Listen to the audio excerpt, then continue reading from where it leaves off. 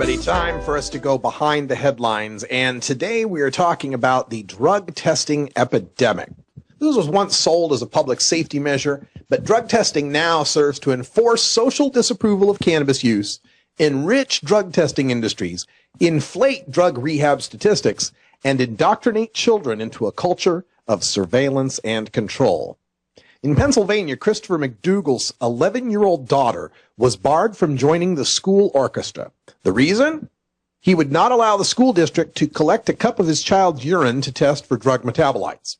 The ACLU has sued Pennsylvania since a 2003 state Supreme Court decision requires there be some specific assumption that school kids are engaged in drug activity. And nobody seems to think the Swift Middle School Orchestra in central Pennsylvania is producing the next Tony Montana, Heisenberg, or Pablo Escobar among its crop of sixth graders. But that hasn't stopped the school from requiring any child who wishes to participate in extracurricular activities to submit to the whiz quiz. Seizing the urine from children who merely wish to participate in a school activity like band or chess club is a far cry from the original justification we were given to surrender our Fourth Amendment rights to our employers. It was sold to us in the late 1980s as an instrument of public safety following a well-publicized 1987 train crash in Baltimore, where the Amtrak engineer killed in the accident tested positive for marijuana.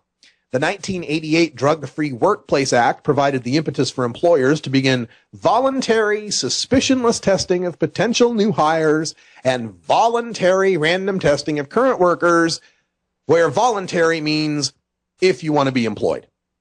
By 1991, Congress authorized mandatory drug testing for anyone involved in a safety-sensitive job covered by the Department of Transportation, an agency which to this day maintains that a positive marijuana test tells us nothing about whether a pilot, driver, or conductor is high on the job.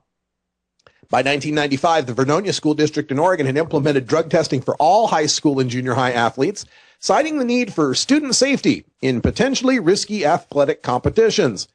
The Supreme Court upheld the district's right to test kids, even though the drug epidemic Vernonia cited as their justification consisted of 12 positive tests over more than 4 years. Now, over a series of court rulings, schools are free to impose drug testing on students as young as 11 for participation in anything beyond just attending class. Some high schools even require drug tests to get a permit for parking at school. This drug testing business is a profitable one. Exact figures are tough to calculate, but the drug testing industry is easily a multi-billion-dollar operation. The Drug and Alcohol Testing Industry Association, or DADIA, represents some 1,200 drug testing companies and retains a lobbying firm in Washington, D.C. Having convinced most employers and many schools to use their drug testing products, the lobbyists from DADIA and other industry supporters are now targeting state governments. They're spending hundreds of thousands of lobbying dollars to convince lawmakers to require drug testing for most forms of public assistance. Where these programs are already in place, states find they spend more taxpayer dollars on drug testing than the money they supposedly saved by denying benefits to those who failed the test. And they also find that poor people fail the test less often than the general public. And recently, there have also been well-publicized cases of mismanagement and malfeasance at drug testing laboratories. One Boston drug testing lab was run by a woman alleged to have tampered with and outright faked drug test results in cases that could involve more than 40,000 defendants over her 9-year employment. In Houston, nearly 5,000 convictions could have been affected by a crime lab tech who faked test results. In San Francisco, one drug testing lab was ordered closed after an employee was caught skimming painkillers and cocaine from evidence for herself. Drug testing is also the linchpin of this new, kinder, gentler drug war strategy promoted by Kevin Sabet and Project SAM, the misnamed Smart Approaches to Marijuana.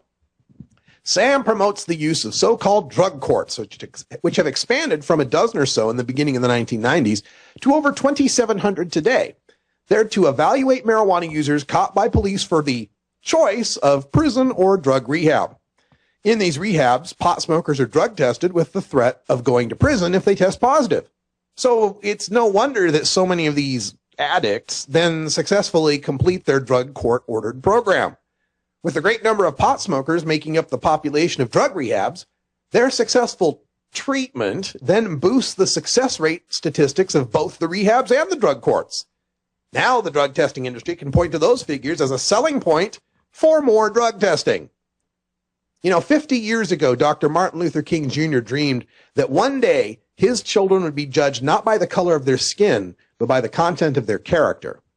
I doubt he envisioned that someday his grandchildren's eligibility for employment and his great-grandchildren's fitness for playing violin at school would be judged by the content of their urine.